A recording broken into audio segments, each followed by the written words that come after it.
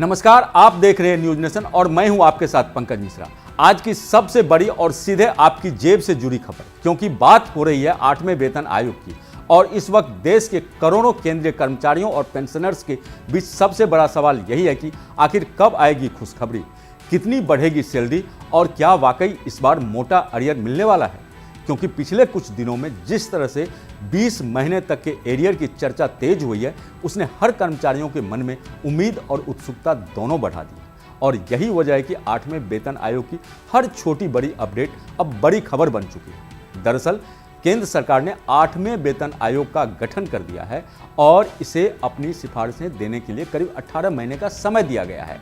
लेकिन इसी समय सीमा के बीच जिस तरह से प्रक्रिया आगे बढ़ रही है, उससे ये संकेत भी मिल रहे हैं कि इसमें देरी हो सकती है। और यही देरी कर्मचारियों के लिए सबसे बड़ा फायदा बन सकती है, क्योंकि जितनी देरी होगी उतना ज़्यादा अरियर बनने की संभावना भी बढ़ेगी। और यही कारण है कि आज हर कर्मचारी ये जानना चाहता है कि क्या इस बार उसे लाखों रुपये का फायदा हो सकता है, क्या उसकी सैलरी में बड़ा उछाल आएगा और क्या एक मुश्त मिलने वाला पैसा उसकी आर्थिक स्थिति को बदल सकता है। क्योंकि आज के समय में महंगाई जिस स्तर पर पहुंच चुकी है, उसमें हर कर्मचारी को अतिरिक्त राहत की जरूरत है और यही राहत 8वां वेतन आयोग दे सकता है। लेकिन इसके पीछे का पूरा गणित क्या है, ये समझना बेहद जरूरी है। अब सबसे पहले समझते हैं कि आखिर अरियर क्या होता है और ये इतना बड़ा मुद्दा क्यों बन गया है। दरअसल अरियर उस बकाया पैसा को कहा जाता है जो आपको पहले मिल जाना चाहिए था, लेकिन किसी कारण से नहीं मिला और बाद में एक मुश्त दे दिया जाता है।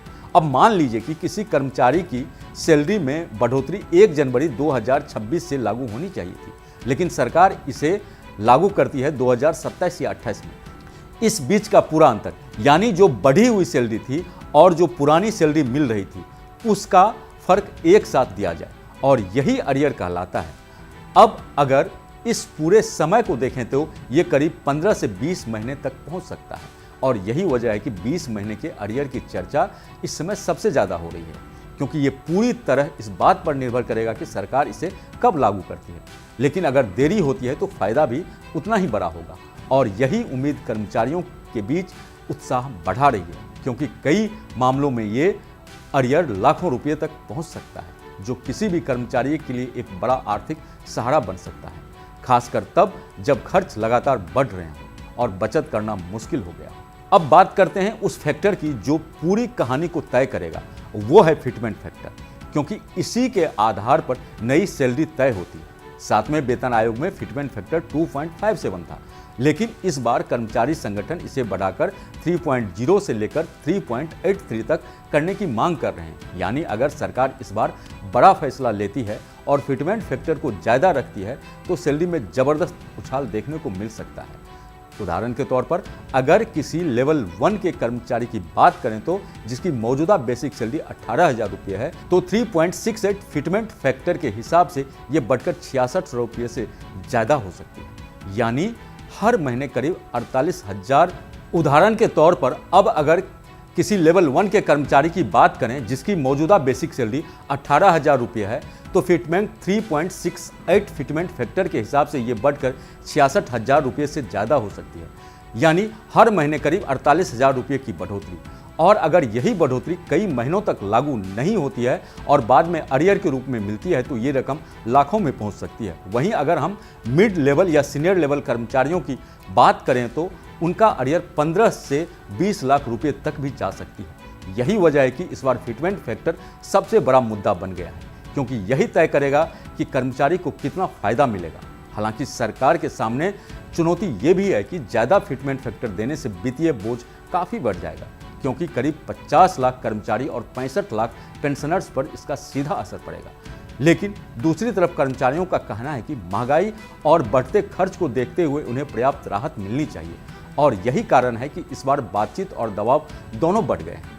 अब जरा समझते हैं 8वें वेतन आयोग की प्रक्रिया इस समय किस स्टेज पर है और आगे क्या होने वाला है। तो आपको बता दें कि 8वें वेतन आयोग ने कर्मचारी यूनियनों और पेंशनर से सुझाव मांगने की प्रक्रिया तेज कर दी है, जिसकी डेडलाइन अब 15 जून 2026 तय की गई है और साफ तौर पर कहा गया है कि इसके बाद कोई और मौका नहीं मिलेगा, यानी जो भी मांगे और सुझाव है वो इसी समय सीमा के भीतर देने होंगे। इसके बाद आयोग इन सभी सुझावों का विश्लेषण करेगा और फिर अपनी सिफारिशें तैयार करेगा, जिसमें सैलरी स्ट्रक्चर, भत्ते, पेंशन, फिटमेंट फैक्टर जैसी अहम चीज़ें शामिल होंगी। इसके बाद ये रिपोर्ट सरकार को सौंपी जाएगी और फिर कैबिनेट स्तर पर अंतिम फैसला लिया जाएगा। और यहीं पर सबसे ज़्यादा समय लग सकता है, क्योंकि सरकार को एक तरफ कर्मचारियों की उम्मीदों को पूरा करना है, तो दूसरी तरफ देश की आर्थिक स्थिति और बजट का भी ध्यान रखना है।